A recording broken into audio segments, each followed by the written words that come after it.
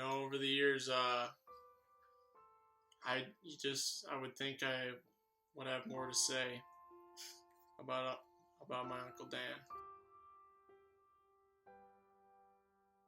Another thing that was a little surprising was his attitude about basketball. He wanted to practice, but he would have preferred not to be in the games. A lot of men are afraid to get in touch with their emotions, and I haven't seen a whole lot of men capable of such emotions as Uncle Dan was when he was relentlessly beating those bulls with that bat. Or were they cows or mothers? I'm not sure which. I think he might have been crying a little bit. He's got a pretty fantastic memory of the things he wants to remember.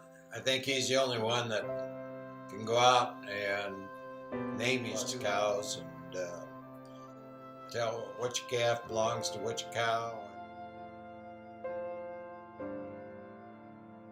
There's really a lot of good things about my dad, like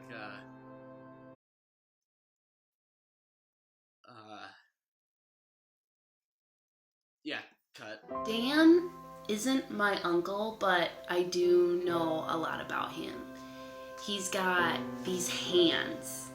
Over the years, I've been forced to be accommodating to my dad's use of the dad jokes.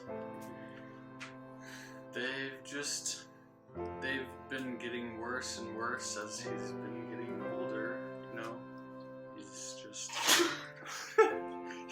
he's progressing downhill, and it's a serious problem that we need to really watch out for.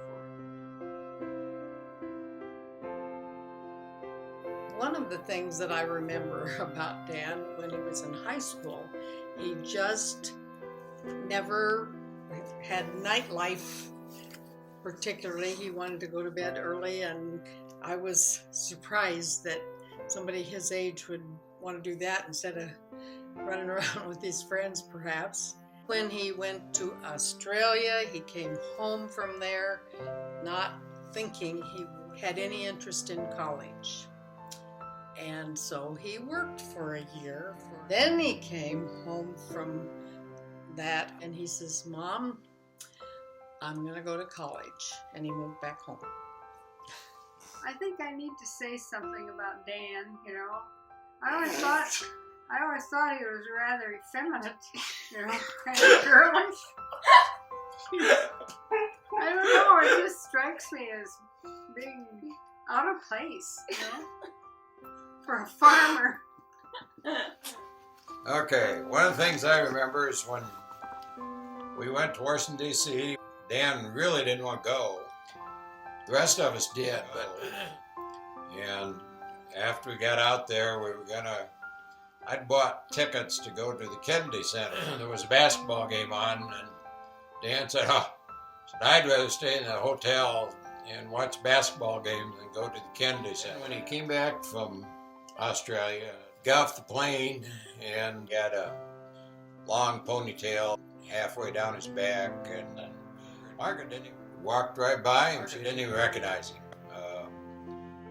I did, and I said, "Well, hi, Dan," and Margaret turned around again. She finally did come back and give him a big hug, but she wasn't too sure. And then there was the basketball, and the baseball in high school.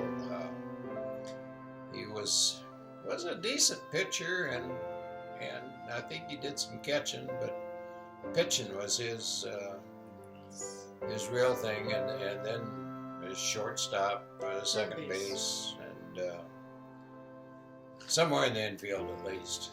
Uncle Dan. Really what I think of is the ponytail trick, where every time my hair is in a ponytail, it turns into a pony that poops.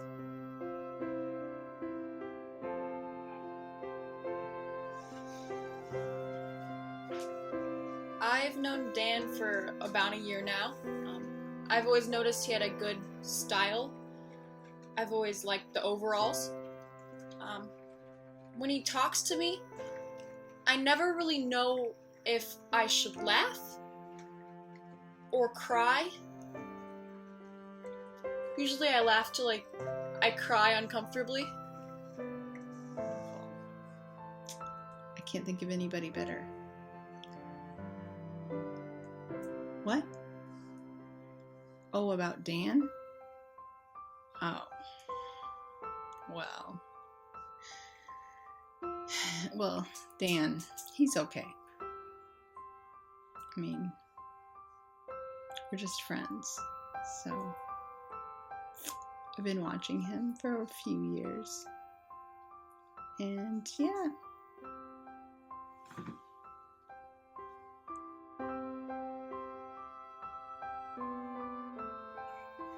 Top 3 memories with Dad? Probably have to say building fence, and then I fell into a post hole. Or that time the gate fell in my head and knocked me flat on the ground. Yeah, maybe just those 2. What can I say about Dan that hasn't already been said? Real sweetheart, good looking cat, people love him, pretty much the nicest guy on earth. What's that? Oh, Dan Cook. Oh, that guy's a I mean, seriously, you've got to talk about a guy who's got a stick up his I mean, nobody likes him. That piece of oh my God. I'd punch him right in the face if he were here right now. What a